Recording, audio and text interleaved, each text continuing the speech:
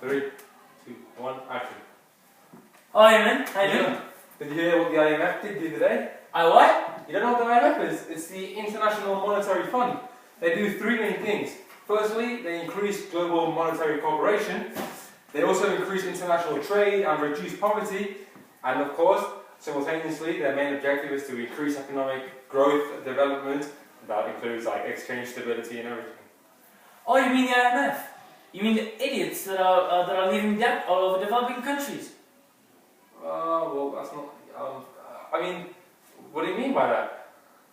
But I've heard that always when the IMF intervenes, the crisis gets worse, and then in the long run, countries end up with a really big debt they can never repay. How about that? Do you call that help? Well, the main idea of international trade, you can't disagree that by joining a system where there's more member countries, that's going to increase international trade because it's going to be facilitating trade between countries.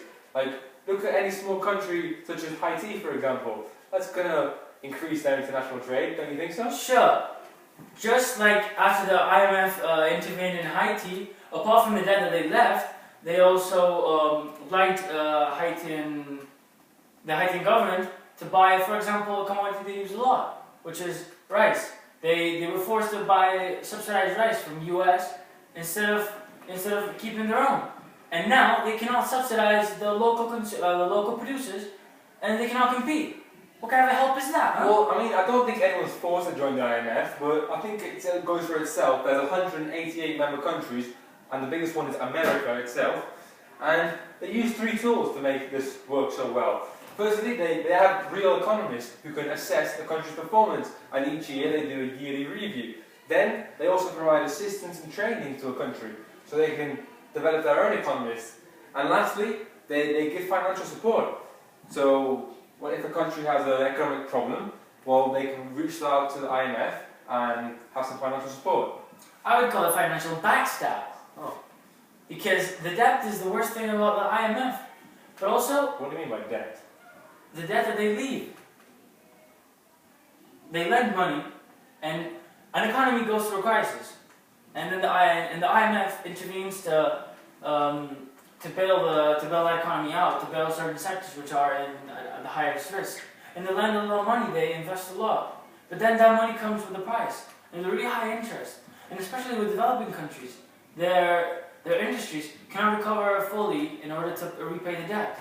So those developing countries are always growing with a debt.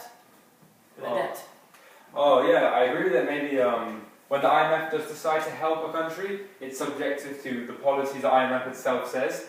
But I do think the idea is nice that you get financial support and you get advice on what policies your economy has to effectuate.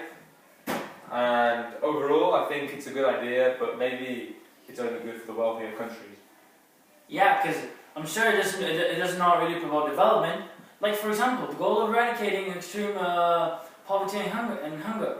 80% of all malnourished children in the developed countries live in a country where that country has been forced to undergo policies by which it has to export all the local productions instead of keeping it for local consumption.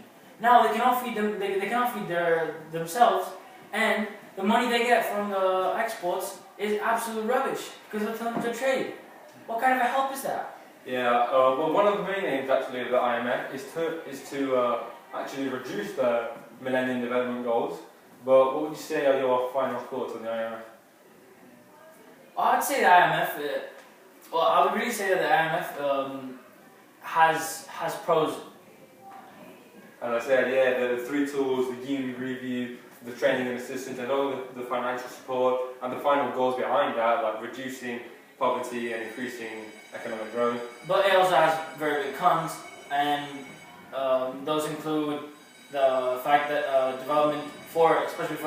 the policies of development, especially for developing countries, really do leave a big debt, which are a problem when growing, and also some other factors like environmental factors which they don't take into account, and they really favorize bigger countries which try to exploit small countries when intervening in these operations, as in terms of trade, for example. And the premise is good. Yeah, I agree. There's so many ways to like recover from a financial situation, like the World Bank, the central bank of a country, and I don't think there's any need for a country to go to the IMF because you're kind of enslaved by America. Sorry, the cost.